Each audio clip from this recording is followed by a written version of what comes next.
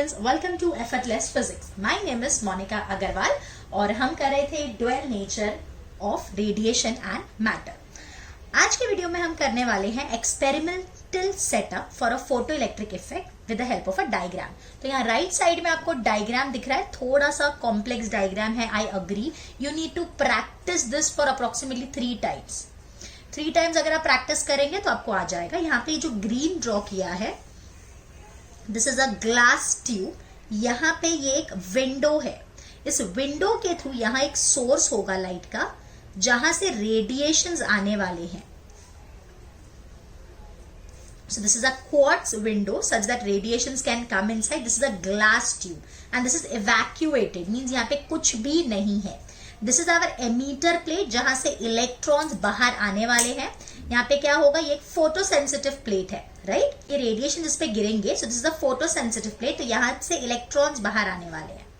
अब ये जो इलेक्ट्रॉन्स बाहर आएंगे, आप लोग को पता है ना कि इनकी एनर्जी सबकी अलग अलग होगी। डिपेंड करता है कि वो कहां से निकला। अगर सरफेस पे होगा तो उसके पास सबसे ज्यादा काइनेटिक एनर्जी होगी, और अगर वो बहुत ही अंदर से निकला है तो उसके पास एनर्जी कम होगी। So this is the collector plate जो इन इलेक्ट्रॉन्स को कलेक्ट करने वाली है। यहाँ पे ये कॉम्यूटेटर है। ये कॉम्यूटेटर हम इसके लिए यूज करते हैं ताकि कलेक्टर प्लेट को एक बार हम पॉजिटिव कर दें और एक बार नेगेटिव कर दें। जब आप कलेक्टर प्लेट को पॉजिटिव करोगे तो ये क्या करेगा, ये इन इलेक्ट्रॉन्स को अट्रैक्ट करेगा। कलेक्टर को हम क्या करते जाते हैं, ध्यान से समझना, हम धीरे धीरे है ना इसको पॉजिटिव रखते हैं और उसका पोटेंशियल बढ़ाते जाते हैं। 1 वोल्ट, 2 वोल्ट, 3 वोल्ट, 4 वोल्ट। तो हम यहाँ पे क्या करंट में वेरिएशन आया वो सब नोटिस करते हैं। उसके बाद हम इस कॉम्यूटेटर की मदद से इस कलेक्टर को नेगेटिव बना देते हैं। देखो वो कैसे होगा। अभी फिलहाल ये कलेक्टर प्लेट है, ये कनेक्टेड है, इसको दिख रहा है। वापस देखो, कलेक्टर गई यहां से, ये गया और ये कनेक्टेड है हमारा पॉजिटिव को, और ये वाला जो एंड है एमीटर एंड, ये कनेक्टेड है हमारा नेगेटिव को। तो collector plate is positive.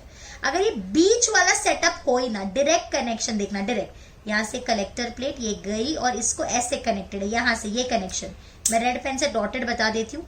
Suppose ये कनेक्शन हो, कलेक्टर प्लेट गई और ये हो गई नेगेटिव, और ये हमारी एमीटर प्लेट यहाँ गई ऐसे डायरेक्ट और ये हो गई पॉजिटिव। तो कॉम्यूटेटर का काम क्या है, एक बार कलेक्टर प्लेट को पॉजिटिव रखना और एक बार कलेक्टर प्लेट को नेगेटिव रखना।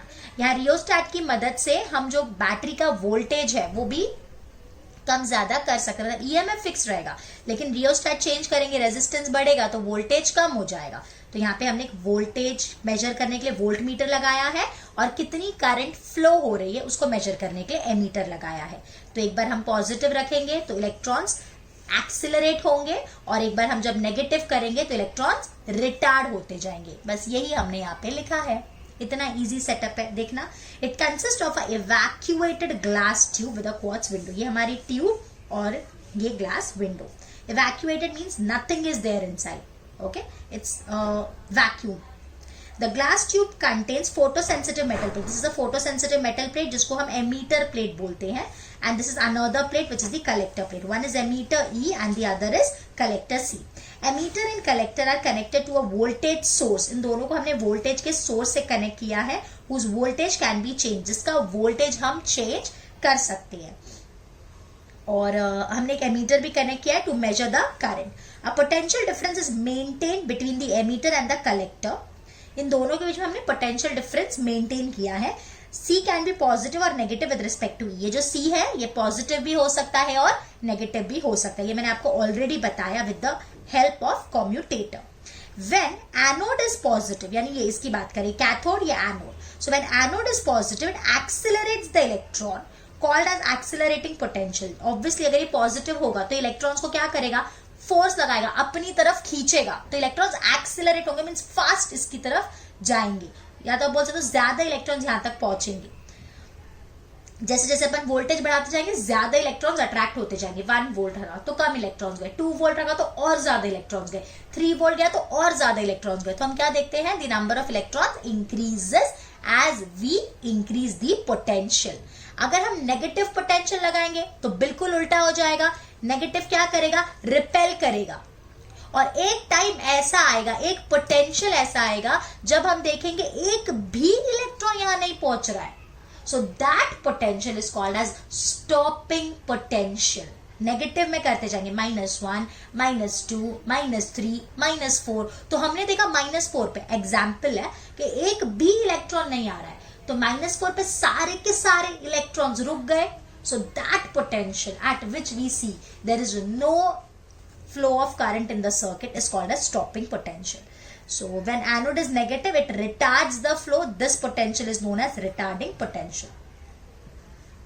फिर obviously ये radiations जो आएंगे ये कुछ specific frequency से ज्यादा होना चाहिए, जिसको हम बोलते हैं threshold frequency. So a source of high frequency is used.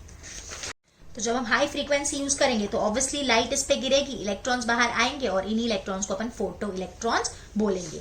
So light is made to fall on the surface of the metal plate E and electrons are ejected. These electrons are called as photoelectron, and this phenomena, this is the setup of our photoelectric effect. I hope this will be clear to you all. For notes, you can download our application from Play Store. The name of the application is Effortless Physics. वहां पे सारे notes आपको free में मिल जाएंगे. Study material में आपको जाके देख लेना है. Okay, for any queries even you can send me direct message on that application. You can send me the messages. वहां पे एक ऑप्शन है, वहां से आप मुझे कुछ क्वेरी रहेगा तो वो भी आप मुझसे पूछ सकते हैं. Okay, till then bye bye, take care.